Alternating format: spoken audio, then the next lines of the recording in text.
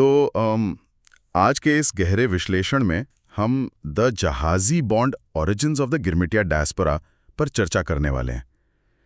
ये स्रोत सच में बहुत कुछ सोचने पर मजबूर कर देता है। हाँ, बहुत ही गहरा विषय है ये, और सबसे रोचक बात तो इसकी शुरुआत में ही है।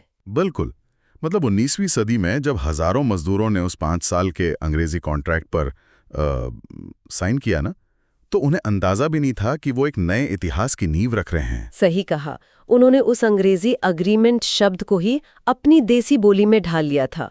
वो अग्रीमेंट आम बोलचाल में बदलकर बन गया गिरमिट। और इसी वजह से जो लोग इस गिरमिट के तहत समुंदर पार करके गए वो गिरमिटिया कहलाए। एग्जैक्टली।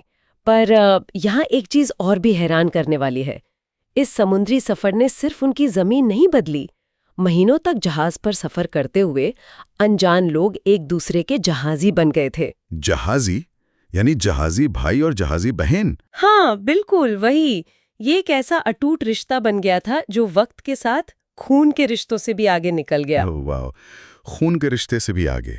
पर एक बात चिंतन करने वाली है यहाँ। कौन सी बात? जब ये लोग अपना सब कुछ छोड़कर फिजी के बगानों में पहुंचे, जहां उन्हें तंग कोठरियों में एक साथ रहना पड़ा, तो वहां उनके बीच भाषा को लेकर क्या हुआ होगा? ये एक बहुत ही लाजमी सवाल है। मतलब वहां तो अलग अलग गांव और अलग अलग बोलियों वाले लोग थे ना। हाँ। तो क्या उनकी बैरक्स किसी लिंग्विस्टिक मेल्टिंग पॉट जैसी बन गई थी जहां भेदभाव मिट गए थे? मेल्टिंग पॉट वाला उदाहरण बिल्कुल सटीक है यहाँ।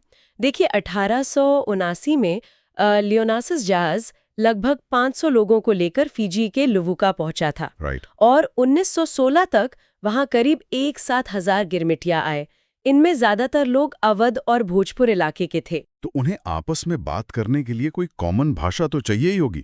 वही तो, उन कोठरियों में जिंदा रहने और एक दूसरे का दुख बांटने के लिए उन्हें एक आम बोलचाल की भाषा चाहिए थी।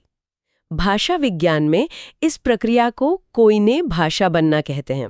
अच्छा, कोइने भाषा यानी जब दो या उससे ज्यादा मिलती जुलती बोलियां आपस में घुल मिलकर एक नई भाषा को जन्म देती हैं। हाँ, जिसे सब आसानी से समझ सकें। उन्होंने अवधी और भोजपुरी को आपस में मिला दिया, और इस मिश्रण में वहाँ के स्थानीय फिजियन और थोड़े अंग्रेजी शब्द भी जुड़ गए। यही आगे चलकर फिजी बात कहलाई। इस फिजी बात के न कुछ उदाहरण सचमुच मुस्कुराहट ला देते हैं। अच्छा, जैसे कि? जैसे आम तौर पर हम पूछते हैं कैसे हो, पर वहां ये बन गया कैसे बा। और किसी असाधारण या शानदार चीज के लिए जुलूम का इस्तेमाल होने लगा। बिल्कुल सही पकड़ा आपने। सिर्फ एक टूटी फूटी या खराब हिंदी नहीं मानते थे। अक्सर लोग यही गलतफहमी पाल लेते हैं, पर असल में ये कोई टूटी फूटी हिंदी नहीं थी। ये तो उनके संघर्ष और जिंदा रहने का एक शानदार जरिया थी। सही बात है। सोचिए, नई जगह, नए औजार, अनजान फसलें, इन सबको बयान करने के लिए पुराने शब्द काफी थोड़ी थे। उन्होंने अवधी व्याकरण को बनाए रखा, पर नए माहौल के हिसाब से उसे नया रूप दे दिया।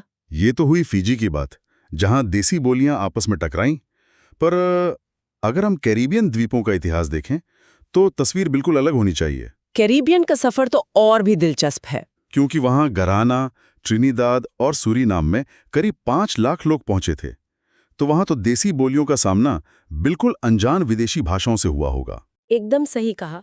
भाषा कैसे बदलेगी ये इस पर निर्भर करता है कि आसपास का माहौल कैसा है।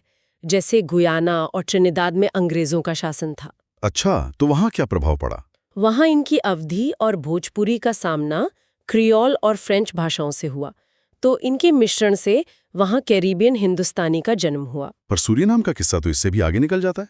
वहां तो माहौल पर डच लोगों का प्रभाव था ना। हाँ, सूरीनाम में लगभग 36,000 गिरमिटिया पहुंचे थे। वहां उनकी बोलियों का मिश्रण डच और एक स्थानीय भाषा स्रनन टोंगो के साथ हुआ, और उससे सरनामी भाषा बनी। बिल्कुल। पर इसमें एक बहुत ही हैरानगेज बदलाव आया।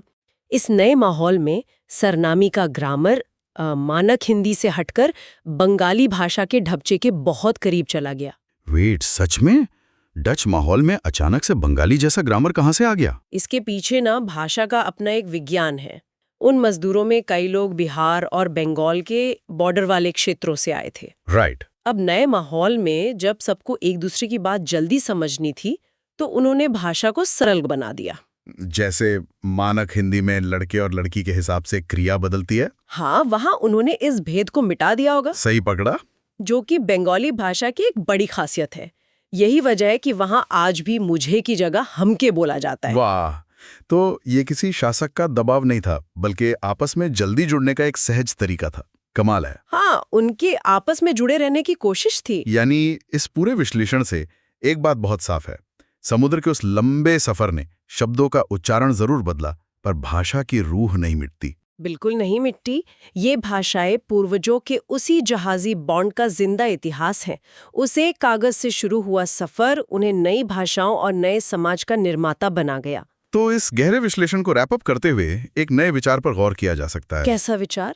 सोचिए, अगर भविष्य में कभी इंसान किसी नए प्लैनेट पर बसने के लिए किसी स्पेसशिप में बरसों लंबा सफर तय करते हैं। अच्छा, स्पेस ट्रैवल। हाँ, तो क्या उस स्पेसशिप की तंग कोठरियों में ऐसी ही कोई नई स्पेस जहाजी भाषा जन्म लेगी? एक ऐसी बोली जो हमारी आज की सारी भाषाओं को मिलाकर एक नया रूप दे देगी? इस पर जरूर विचार किया जा सकता है।